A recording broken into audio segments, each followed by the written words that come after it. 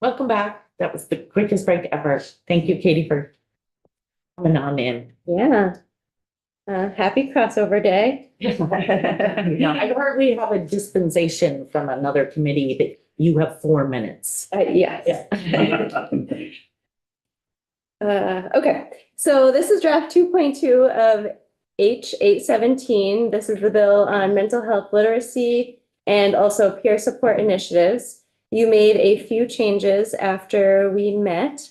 So with regard to the peer-to-peer mental health support, you wanted to expand it beyond schools and to have it in after-school programs. And also there was the addition of youth mentoring agencies. So that language has been added. So now it reads, a school after-school program or youth mentoring agency may establish peer-to-peer mental health program that. A is a similar change, provides structured opportunities for student peer connections in a supervised school or after-school setting, because the school mentoring would be happening in the school. Subdivision B is overseen by an adult, but you have qualifiers later on. Top of page 3, subdivision 2, DMH shall provide oversight and guidance to any school, after-school program, or youth mentoring agency seeking to establish or maintain a peer-to-peer mental health program pursuant to this subsection, including qualifications of the adult overseeing the peer-to-peer mental health support program. There's your qualification on who the adult is. In D, we looked at this language a little bit yesterday, but this is instead of did we say in an elementary school setting? Yeah. We broadened it from just school to the age of the youth because now they might not necessarily be in a school setting. So age appropriate guidance for elementary school age youth, that, and similarly in subdivision B, line 16 for middle and high school age youth, that. And then you added a definition of guidance because in subsection C, which is the peer-to-peer, that talks about DMH providing guidance, and there's a question as to what that meant. So as used in the subsection, guidance means defining and disseminating best practices in a written format. Oh, here's the guidance, D. And those are your changes. Oh, one more. Your reporting. So you're providing aggregated information on the number of schools and after-school programs requesting and receiving the department's support. If you want youth mentoring agency there, we can add it.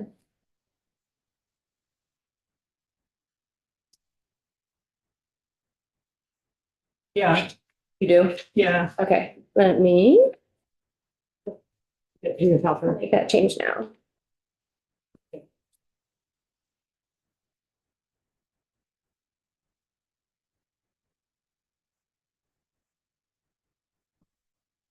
Okay. Right. That's it? I'll give it a new number now that we've made a change. You might want to hold off on that.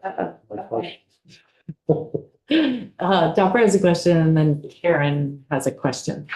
On page 1, Katie, line 15, it says to the extent housing are available, Mhm. a public school may apply for a grant. Mhm. And then as you go through this, Mhm. on page 3, line 2, it talks about the Department of Mental Health shall provide oversight and guidance. Mhm. And you just gave the definition of guidance Mhm. to any school. So guidance only applies in the subsection D. It wouldn't apply here. Mhm. The definition of guidance is limited to subsection D. I think your point is, does the to the extent funds permit? My point is, are we talking about any school can do this? Because in the perfect sense, Oh, I see. it's possible. Public school may apply. And then later on, it talks about any school, and when you define guidance. That's a good point. I think that's a policy question and we could make an adjustment depending what the committee decides. Where does the funding, I mean, the public funding, when they go just to public schools? Yeah, it talks about training being the grant. That's not in the school. So can I maybe try it in my thinking? So to the extent funds are available, they may go to public school. But the rest of the bill is really about schools, after-school programs. All schools are able to establish this with guidance from, is it just that they would not be eligible for grant funding if it was not a public school? It's two different programs, the two sections you're referring to, now I'm realizing. So B is the mental health literacy training program. And so that's the public school, they apply for a grant for that program. And then the language that you're referring to on page 3, that's under the peer-to-peer mental health support. So that would be available to any school that wants to stand up a program or an after-school program that stands up a program that does that.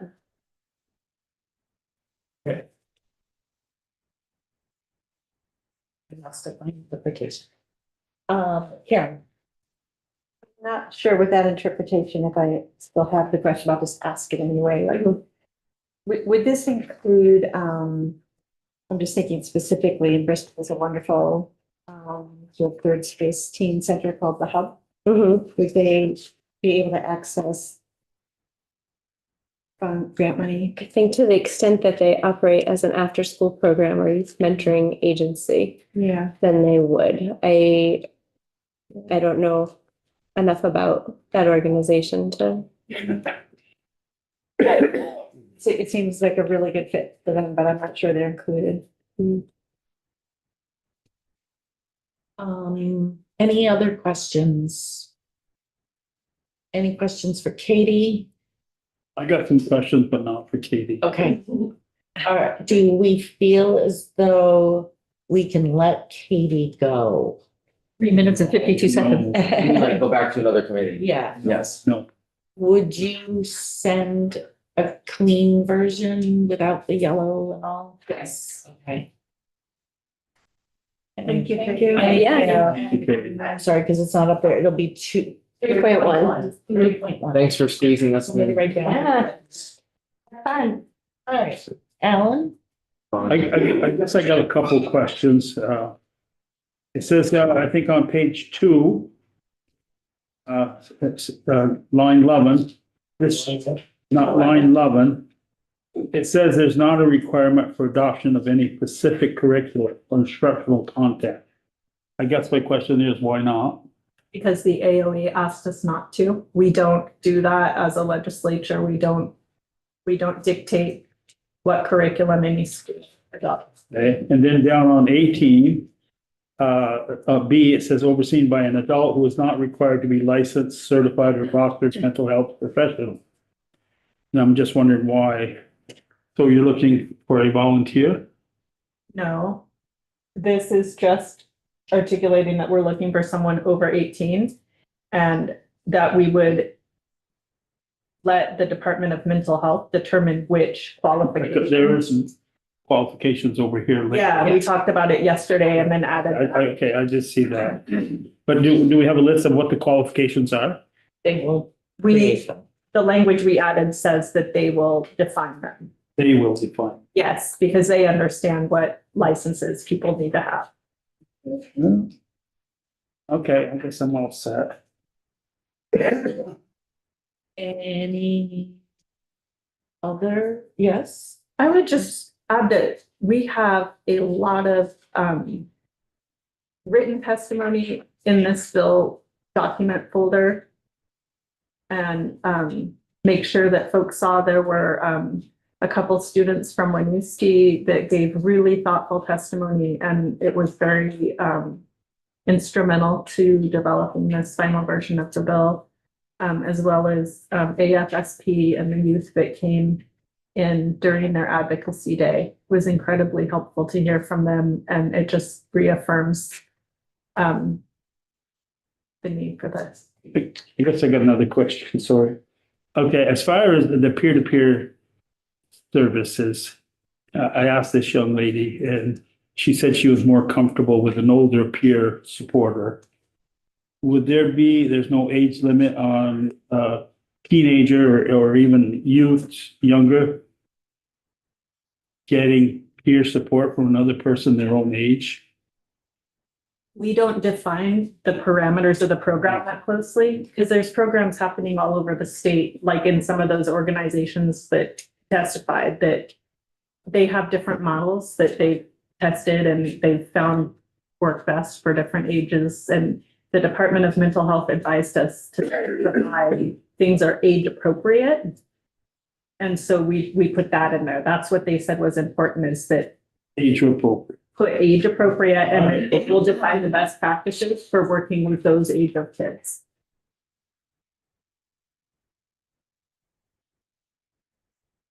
Go ahead, Bob. Thank you. I don't remember our friend's name that testified. Allison? Or earlier? The young lady. She was in charge of the program. So I apologize for that. But she did, it was just thought process. It's more of a statement that, I was wondering if it would be a supervised peer-to-peer, and she said it was. So I just, Maybe that was Vermont After School Nicole. Vermont After School. On the screen? She was on the screen. oh, she was one, the volunteer that goes into the other schools. Tracy? Is it Tracy? Terry Lavalin? Terry Lavalin. Yeah, Yes, that's it. Yeah, she's fantastic. And I just think that's important to point. And of course, Yeah. we have in here, that's why we had that whole is overseen by an adult. And then DMH will create the qualifications of that adult overseeing the program. And I would also just lift up, because we've heard from witnesses and committee members as well, the importance of making sure this allows space for the whole family in the approach. And what I mean by that is that parents are aware of what's going on. If their kid is in danger, that parents have a way of knowing that. And so because we can't prescribe curriculum and that granular level of detail, I would just note that, you know, that any adult that is hired to work on a grant that is funded through the Agency of Education or the Department of Mental Health has to go through a rigorous process to work with them. And each school locally gets to decide whether or not to do this and how to do it, with who, and how to notify parents. So you can, in your own district, go to your school and make sure that the process that your constituents want is happening locally. Any other questions? Concerns, thoughts? So within the curriculum, it states that parents will be made aware of. So how do we know that's happening? We're not prescribing curriculum because we do not do that to schools. No, but it's in the curriculum on how parents would be. We can't do that. AOE won't let us tell them what. That's not what I'm asking. Where is it stating that parents will be notified? You said that parents would be notified. No, we leave that up to the local school. So they decide if the school wants to adopt a program like this, they write it. It's up to your local school. So the local community gets to weigh in when they're developing that grant, when they're hiring whatever program they want to come in and do the mentoring. The local community gets to decide whether or not to put in parental control and all of that stuff. And that's intentional because some communities really, really need that and some communities don't want it. And I think we have to it's difficult to find the right size with something that important. But after 3 years, I feel like this version of the bill, I feel like it does it. All right. Any other comments? If not, I would entertain a motion that we pass H 817 version draft 3.1. Well, I didn't make, a motion. I'll entertain a motion. Can I make a motion that we have 817, or we can vote on 817? But on Version Version 3.1. 3.1. All right. Clerk, call the roll. Brian Sheehan. Yes. Woody Critchlow. Yes. Leslie Goldman. Yes. Lori Houghton. Oh. Can I stop in the middle of a roll? You want me to call her? Oh, let me call.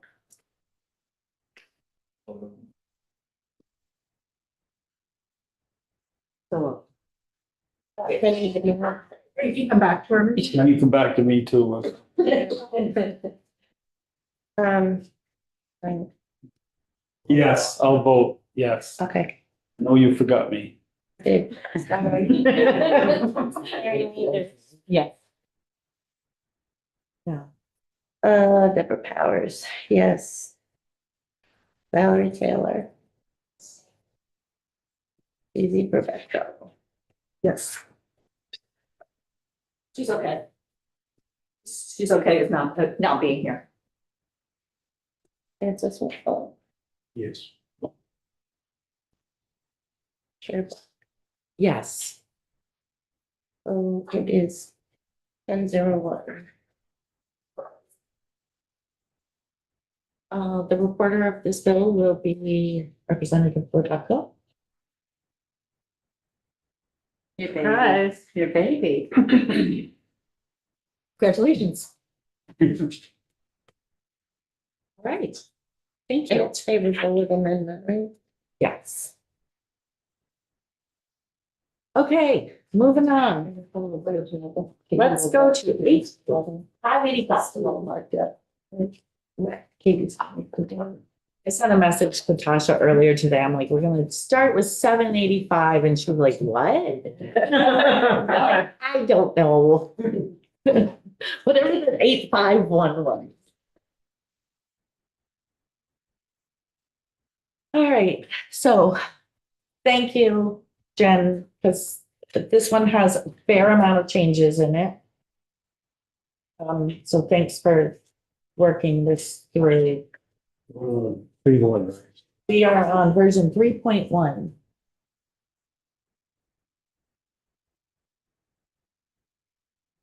Do you want to put it up?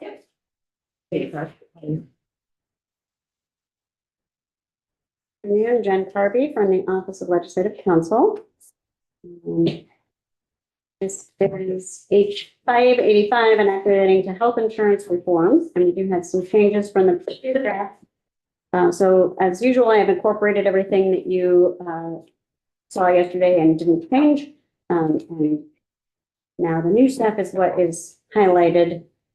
And so we scroll down to page 15 to start. Section 5, and this is that in addition to some of the language that we looked at, I think yesterday around association health plans and the federal landscape and a report from Department of Financial Regulation. So this expands that report. This would now say on or before January 15th, 2027, DFR would report to this committee and Senate Health and Welfare and Senate Finance the following information related to expanding access to association health plans beginning on January 1st, 2028, as permitted by APSA sections 4041 and 4043, as amended by sections 3 and 4 of this act. Decided to move that up to the lead-in language, so I didn't have to repeat that whole phrase 3 times. So first, they're still going to report on the status of federal law regarding association health plans. including the extent to which federal law would allow for the expanded access to association health plans in Vermont beginning on January 1st, 2028. Second, an analysis of the projected impacts on Vermont's health insurance markets of expanding access to association health plans beginning on January 1st, 2028, including the likely effects on enrollment in and premiums for qualified health benefit plans and the individual and small group markets, using scenarios that show potential impacts over consecutive years if various percentages of healthier lives were to leave the individual and small group markets to enroll in association health plans. And third, in consultation with the Green Mountain Care Board, the potential impact of expanding access to association health plans beginning on January 1st, 2028 on the board's health insurance rate review responsibilities under the Title VIII provision that has them reviewing major medical plans. Stop there and keep going. Anyone have any thoughts? Concerns? Would it be, can I look over to if this, I mean, I know you don't love it, but It works. it works? It works. Okay. Great. And that was with internal funds, right? Is that what we call? No additional funds necessary. Right. Love to hear that. All right, next, we're striking the section on expanding access to short-term limited duration plans. So that would just come out. And the next section would become section 6. Otherwise, no changes to that section on high dollar claims for claims edit purposes. There was an expansion, as I understand it, to site neutral billing to include occupational therapy and athletic training. I did talk to the cross a little bit to see if there's some other terminology we could use without repeating those three. And it really, I have to say, when I looked at it, I feel like the terms that were maybe used sort of as shorthand were not sufficiently clear and created additional questions. So instead, I added for the reader assistance heading, I just said certain services, and for the section title and for the text, it talks about site neutral reimbursement for physical therapy, occupational therapy, and athletic training. And I moved the reimbursement amounts down here. So it would say each health plan shall establish and pay for all physical therapy, occupational therapy, and athletic training items and services provided to its insureds in reimbursement amounts that are uniform and consistent across all of the health plan's contracts and fee schedules, except that a plan may reimburse different amounts for, and I struck physical therapy items and services that are delivered in an inpatient setting. And then it directs the plans to express each reimbursement amount as a percentage of the Medicare rate for that item service. Did we define what athletic training is? No, but it is a covered service, a required covered service in Title VIII. So I can include a cross-reference, or maybe that's useful. Is that maybe useful looking also at DFR and the insurers? Is it useful to cross-reference? That's a licensed profession, isn't it? It is, yes. And the Working Harness Blue Cross and Blue Shield of Vermont, there's a really good couple of paragraphs. I think it was in the letter from Lansford that lays out really specifically what the profession does. But it is a license at multiple levels in profession.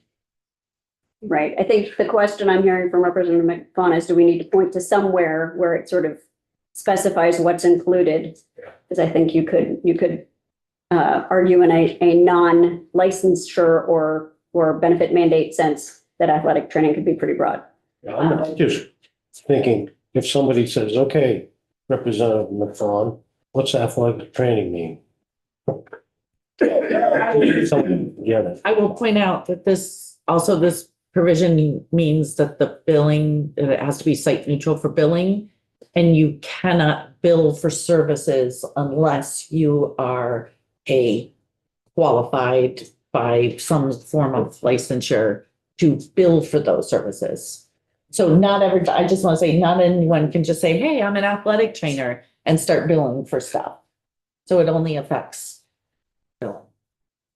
Right, and there is not a definition, so the definition in the insurance statute talks about services that are within the scope of practice of athletic trainers. I know what they do. Acting within their authorized scope of practice. That's what it is. Okay, I know what they do. I can't.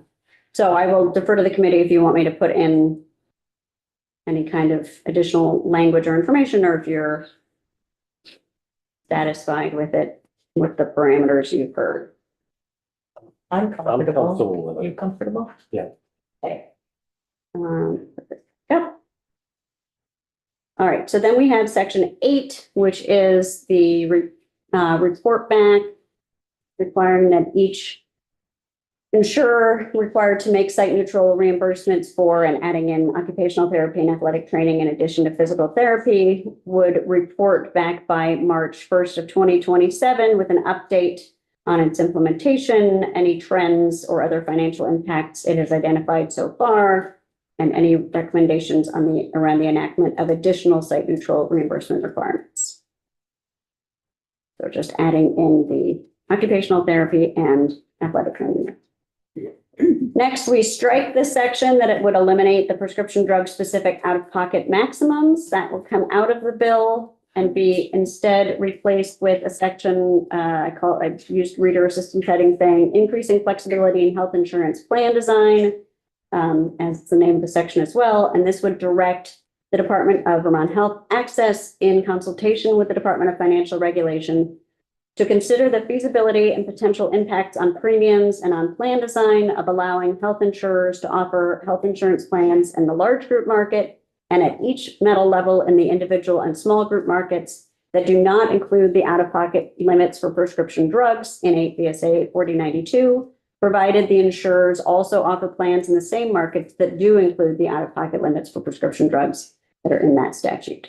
And on or before January 15, 2027, DVA would provide its findings and recommendations for increasing flexibility in health insurance plans, out-of-pocket prescription drug limits to this committee, Senate Health and Welfare, and Senate Finance. That look more like what people had in mind at this point in time. And I believe they've indicated that they can do that.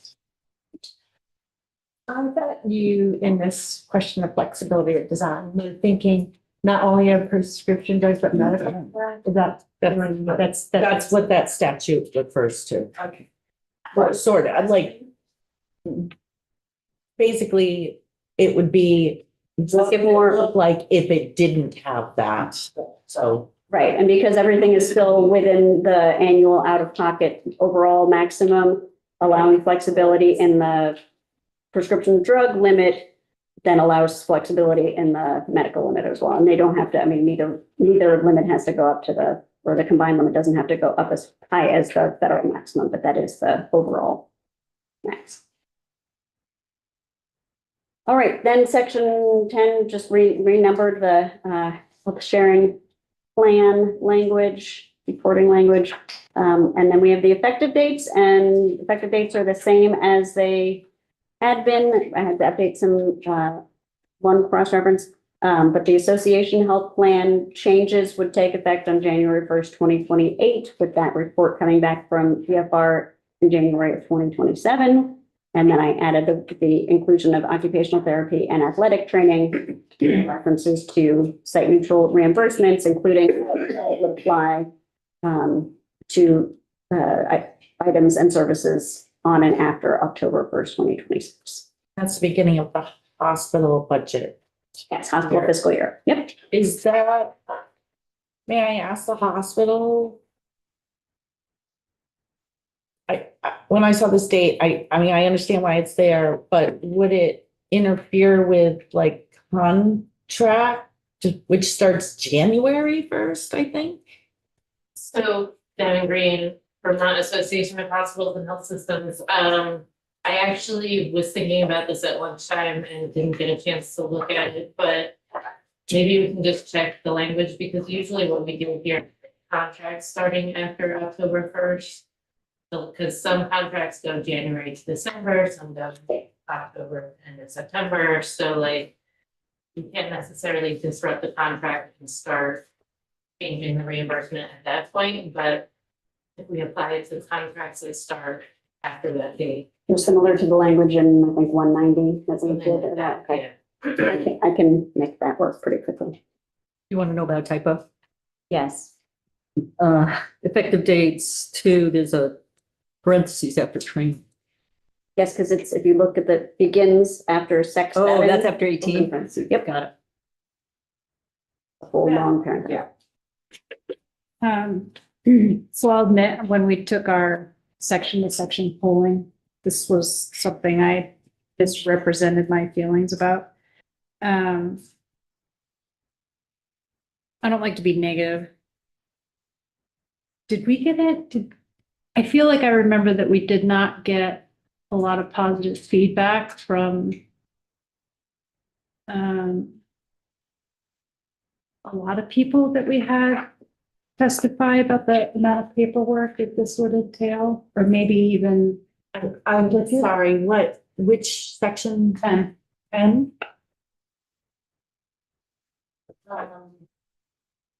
Yeah, I think I think that some of the sharing plans were concerned with what they would, we did hear from Mary Block from Department of Financial Regulation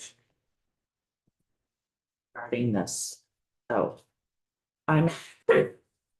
may I ask DFR, I'm assuming that this is, I don't want to say equivalent, but that it's consistent with what types of information that Price Sampson's from, hers would have to provide, at least at a Not even bare close. minimum, not even close, that's what In I was terms gonna of say, Price I said Sampson. at a bare minimum. DFR, the reporting requirement itself is the concern, the burden on the sharing plans or on the department? I think that it's, Anyone involved in this. From a DFR's perspective, no concerns in terms, it's a pretty straightforward report. My recollection of its concerns were not so much, or even, and they did come to our office and meet with us the same, was that this week? Same week they testified.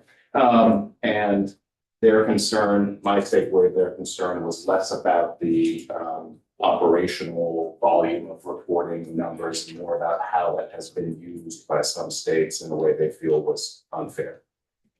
That is not how I intend to use the data. It just helps us understand, albeit a small part of the market, but it's for those involved in the important part of the market. thank you.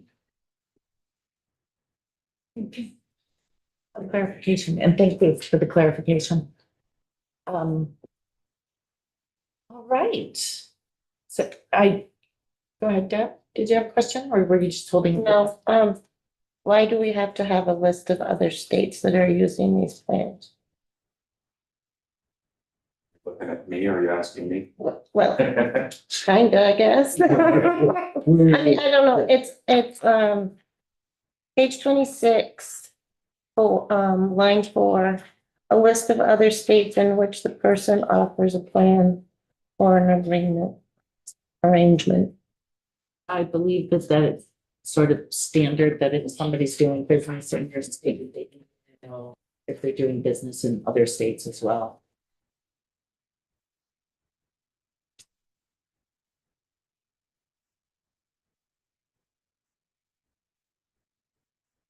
Did you have another question? No, Anything behind that, Deb, that makes you question that? well, I don't know. I don't know I don't understand the importance of why we need to know what they're doing in other states. We're not asking what they're doing in other states, we're just asking in what other states they do business in. We're not asking them what the business is or how their business is conducted in other states. Just, do you do business in other states? Go ahead, Brian. Does that mean if a health sharing ministry is owned by a corporate entity that has a variety of operations or businesses, they would have to report the states in which they do business besides health sharing plan ministries.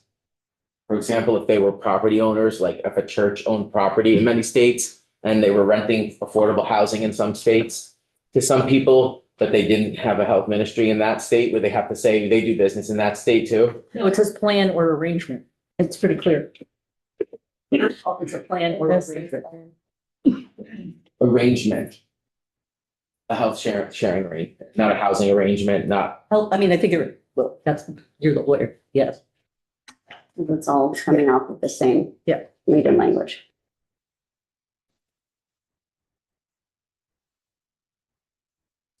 I'm sorry, I don't have my glasses down, so I can't, did somebody have a hand up? My hand is as down as it possibly could be.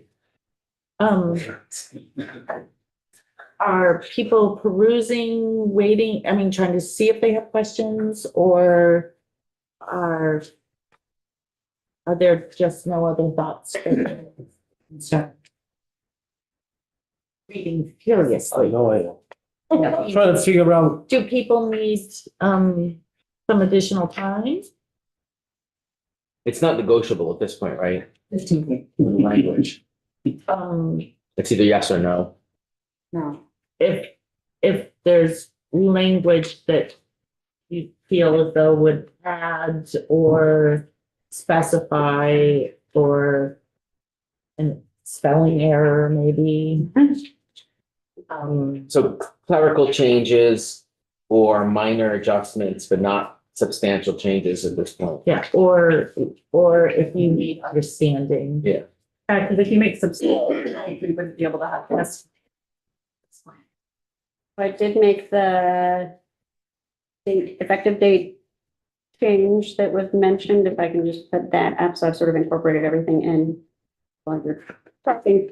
So this would say then that section 7, those site neutral reimbursements would take effect on October 1st, 2026 and apply to provider contracts entered into, amended, or renewed on and after that date. Does that seem? Does that seem? Yes, go ahead. Sorry. Just Price Sampson, DFR question, if would that be effective, contracts effective after that date, or just if insurer A contracts for 2027, calendar year 2027 on September 30th? Now you're gonna make me change S190 too. You know, You can see it on Jen's face. that would be something. It seems the intent might be. Yeah, I think maybe it is a little different from S190 in the sense that that one is really more because you are entering into them for how you express numbers, and this one is about when it is effective, so could we say, well, beginning on, or that begin on or after that date, I guess, or it's still though that they are apply on the effective date of provider contracts. I don't know, I'm gonna need a minute to think about it, because We have put this in other pieces of We have put this in legislation, other so we're pieces of gonna look at legislation, the- yeah. I mean, this is the language that was in S190. Yeah, but I know it's in, I think it's. 68. Or 68, Act 68. Okay. I'll tell you that if it's not known, there are contracts that are entered into after the effective date, so they're retroactive in terms of payment provisions, and there's ones that are entered into prior. So what if we just said entered into, amended, effective, or renewed, or some version of that? So that they're that are. My understanding is that the intent here is for effective after, for services that occur after October, on or after October 1, they will be site controlled, which to me is not or entered into, it's just effective. Well, I'd had it that apply to services delivered on and after that date. Now it would change to contracting. I mean, my concern is, I mean, I understand that it should be in effect October 1st of 26, but there are still contracts, particularly hospital contracts. Most contracts with insurers start January 1, maybe. I mean, Right. so that, I thought that this would create that buffer so that it's in effect October 1st, but it's not undoing the contract that's already in effect for the remaining 2 months of the year. And then the new site neutral would take effect on 1 month. That was kind of what I was. Yes, I think the commissioner's question is if the negotiation happens before the date, but the effective date of the contract happens after the date, is it arguably entered into prior to October 1st, even though it doesn't take effect until after October 1st? So couldn't we just put or effective? Provider contracts entered into, amended, renewed, or becoming effective? Or taking effect? Yes. That work? Does that help? I think that does. I think that means that if for whatever reason your contract start date is November 1st or January, it's basically anything, yeah, I think that does. That's what I am not an attorney. I was gonna say, did I just have to create language that worked? That actually might be a first. No nexus in there. Neither articulable nor inarticulable. Okay, I think that, that makes the concern. Maybe we say or otherwise taking effect. I don't want to get into a universe where it's like, oh, it was an or. Right. Yeah. And it was two of them, that two of those. Well, I could further complicate things and say it's not beyond imagination that a contract for services being done right now could actually not be signed until late October if things went south. That's not crazy, if that makes sense. So add signed, Huh? add signed, No, I mean, that would, that would complicate it. I'm going to say that are entered into, amended, renewed, or otherwise take effect on or after. And can that work? Can I make a request that people sort of flag this? And that we use this language currently, but if you come up with better suggestions that maybe make sure you suggest it to the Senate, the other body. Is that okay? Yes. Okay. So I'm gonna. This doesn't seem to be a big policy decision, just a language decision. We will.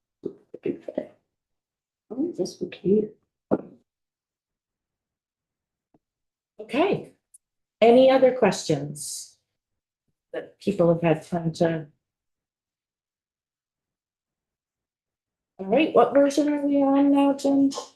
This one is 3.2. Yes. Two. All right, just kind of.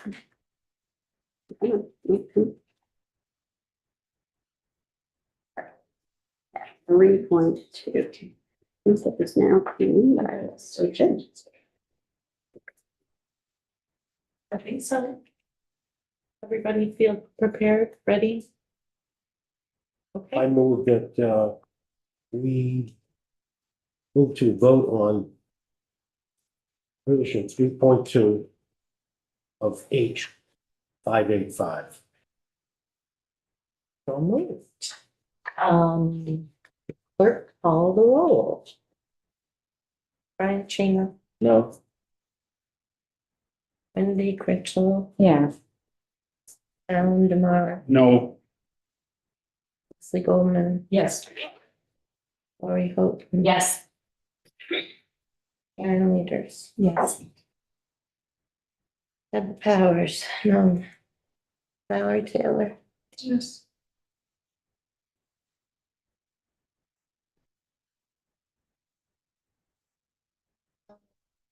Is he Rebecca? Yes.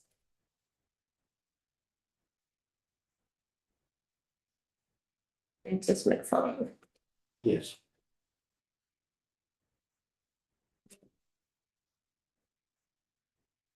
Deborah. Yes.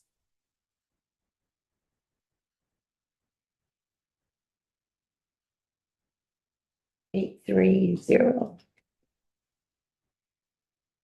Thank you. The reporter Birds. of this, Birds. the official reporter of this bill is Representative McBaugh. Francis Matthew James. And Francis Matthew James here, and we will be, reporting it together.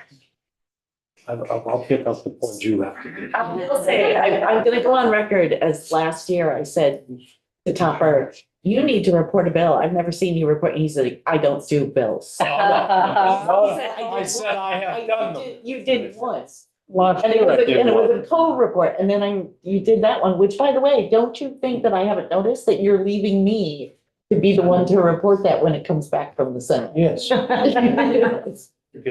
So, yeah, this is gonna be the last bill, almost the first and the last bill you ever read. Over the years, I've done a lot of them. Thank you, everybody. We are gonna take a short break. And we'll be back in 15 minutes.